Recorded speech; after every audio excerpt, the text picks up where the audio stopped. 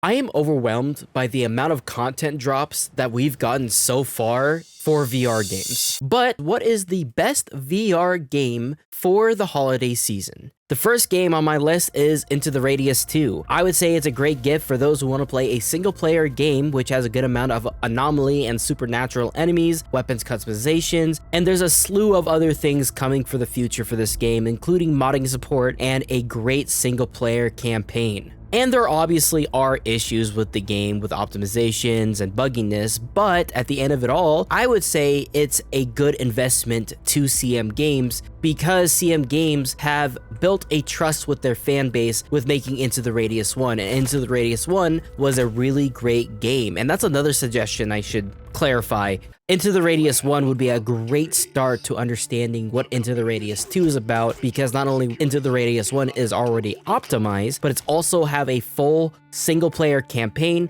with a story built into it. So if you want to go check that out too, go right ahead. Now, another game I would say that you could invest into is Ghost of Tabor. Now, me and this game have had a complicated relationship. Sometimes I love it, sometimes I hate it, but I feel like a lot of the times that's just because of how early access the game is. Obviously, the devs never knew that this game was going to blow up as it was today, and they are trying their best to make sure that the game is worthwhile to play. For me, however, I haven't played it since the last wipe because, well, it's been the exact same game over and over again, so hopefully this new update and wipe that's coming out here shortly will actually prove me wrong. But now let's switch over to full-fledged games, full releases, 1.0s, stuff like that. If you're looking for FPS multiplayer to give to your friend or play for yourself this holiday season, VAIL VR to me is one of those games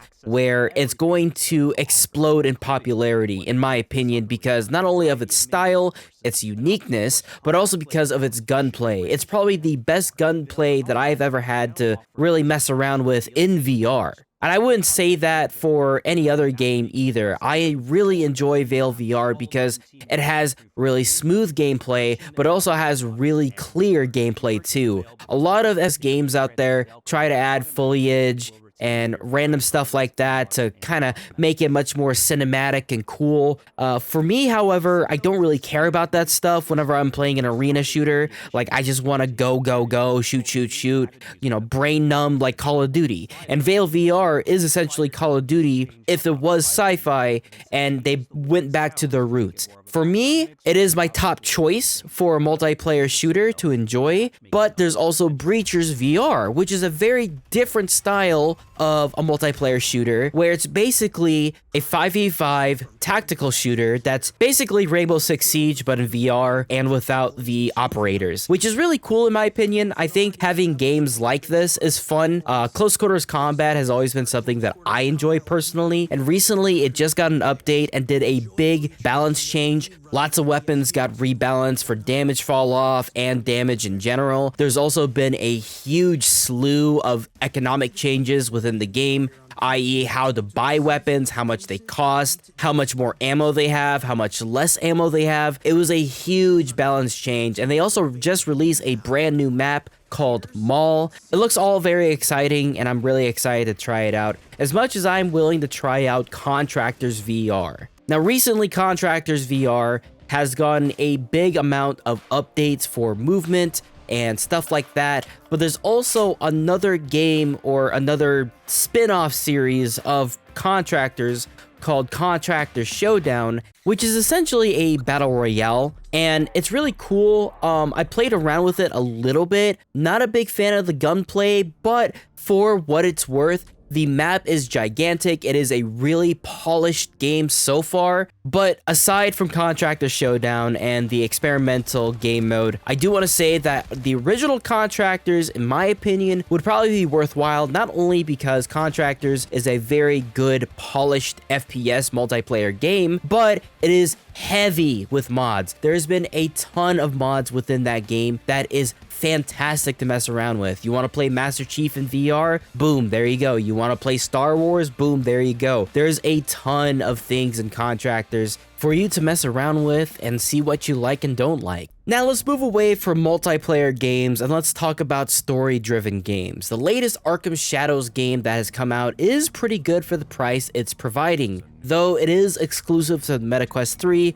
If you do have a MetaQuest 3 or 3S, I think it would actually be worth the price. It's a full-length story game that has a lot going for it, and should you want to punch criminals and read a review about why this game is good, watch my latest video about it. And there's a lot of other games. For example, Behemoth just came out recently and a lot of people are doing reviews on it. I would suggest going out there to find out what Behemoth's about, because I don't have a key for it and I probably would not be able to handle recording that game on my PC or my standalone. But I will say it does look pretty epic. There's been a lot of cool things that Skydance has been doing for the past couple of years in VR, and especially with doing Saints and Sinners, which is another single player game I would highly suggest as well, because it is The Walking Dead, but in VR. Now there is one more game I want to consider into this list, and if you enjoy mechs and machinery, Iron Rebellion is coming out on December 12th with a 1.0 release, and I think the reason why I really enjoy this game is not just because of the weapons you can choose, the classes, and the augmentation,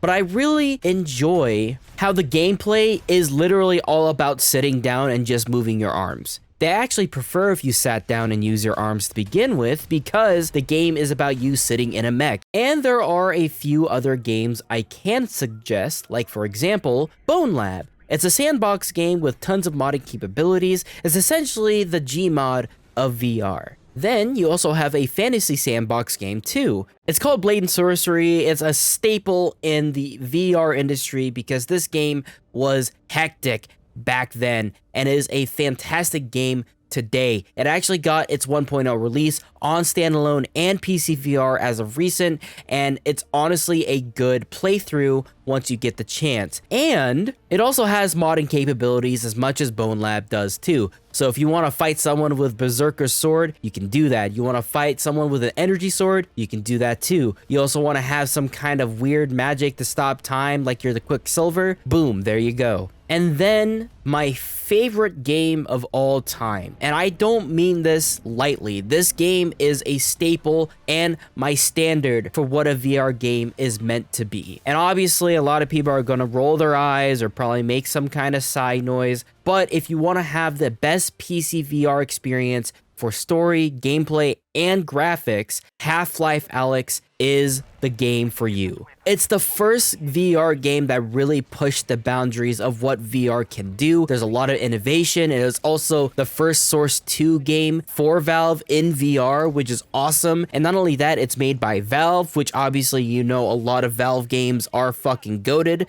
And not to mention, it's a progression towards the Half-Life series, which I appreciate, even though a lot of people say they really wanted an actual sequel. This is technically a sequel to the Half-Life game, and if you haven't played the Half-Life series, I would suggest playing those games first before you play Half-Life Alyx to understand what's going on. But if you don't, that's totally okay, because Half-Life Alyx has a ton of things for it. The story is great. There's a lot of different kinds of gameplay, from puzzles to the gameplay mechanics of shooting. The details in Half-Life Alyx blow everything else out the water. Because of the Source 2 engine being so powerful, you can still play this game on a lower end PC and still get 90 frames per second on your VR headset. But I'm going to ask you the question, viewer. Is there a game that I did not mention here that should be on this list? Let me know in the comments down below. Please let me know. I'd be much appreciated. And for those who are watching to get more suggestions, look in the comments down below and see how many people are talking about all these other games.